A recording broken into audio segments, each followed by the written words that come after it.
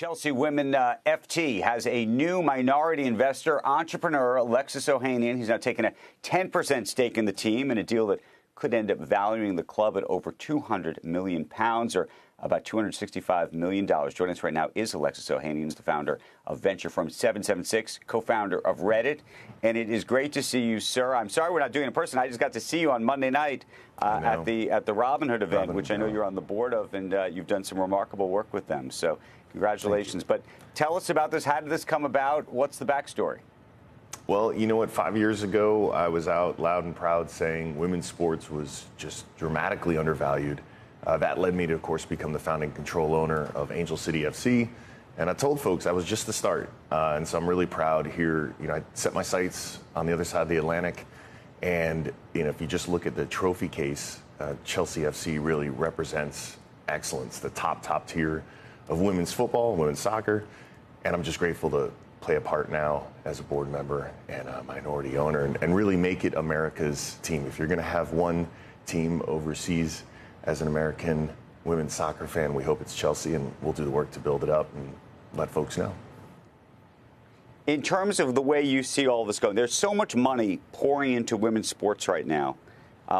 How quickly do you think that the valuations will catch up, frankly, with the actual economics of the business? Because there are people in the business who I've been hearing are saying, look, this may work out, but it may take a little bit longer because the prices have gone up in a big way over the past year and a half.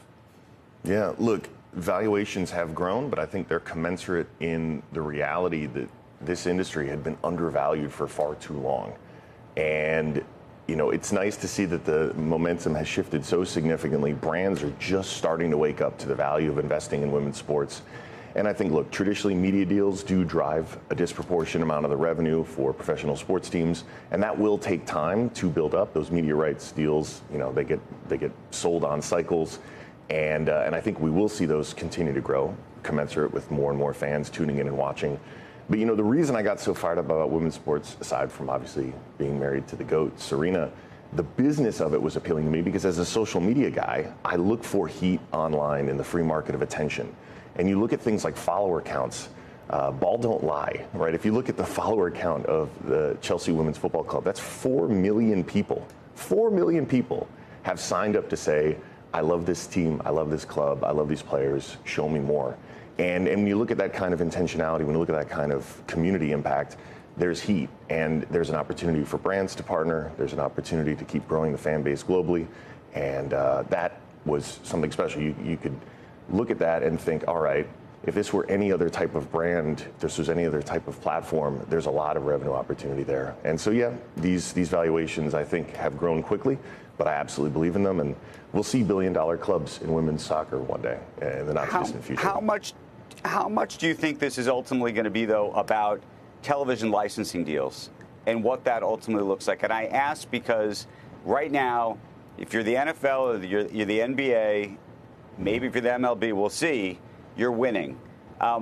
Other sports, it's actually a lot more complicated than that these days. And also, as you talk about social media and the follower count, I would just wonder whether we actually think people are going to watch games in their entirety. Maybe when you get to the playoffs, people do, but is it going to change? Maybe does it become a ticket sale game? Or is there going to be some economics on TikTok or on Instagram that we don't know about yet? You know, I'm glad you brought this up. I was an early investor in the TGL, Tigers Team Golf League. I bought the first team in that league, LA Golf Club. And, you know, this was very purposely built for a younger generation, and it had tremendous success in ESPN. I think first and foremost, yes, view counts matter in traditional television because that's where those traditional media deals come from. I also believe this generation of sports fan, the younger generation, the digital native generation, is much more used to seeing and consuming sports, not just in real time, but also in highlights. They're talking about it on online platforms. And so I think we're going to see new monetization methods for sure. And you mentioned a bunch of amazing legacy Big Four leagues. You know, they in a lot of ways have this sort of lock-in. One of the biggest advantages to investing in women's sports and emerging leagues is that it's a green field, right? You can make decisions from first principles using what are the best ways to reach fans and drive revenue. And so I would expect some more creative ways as the sort of traditional television dollars do take time to come in. I'd expect some more creative ways to start building brands globally to drive more revenue. But yeah, there's a new fan in town, and they're consuming via their phone first and foremost all the time, not just when their favorite teams are actually playing on the pitch. It's impressive. Let me just pivot. Oh, go ahead. I was just going to pivot real quick to the idea of tech, which is AI, and how you actually think. I mean, we talk about social media in sports. How do you think AI is going to affect all this? Is there something in terms of how you think stuff gets delivered to us, how we interact with players, with teams? I always feel like you're sort of thinking out a couple years about where this all goes. Oh yeah, no, I try to live 10 years in the future. That's how I can do this job well, of very, very early stage investing and entrepreneurship. So I'm glad you asked. I think every major pillar of entertainment, we're going to see upended through AI in various ways. Movie crews and sets are going to get smaller. There's still going to be a room for Taylor Swift. My daughter is still going to want to go to see that concert because that's a religious experience.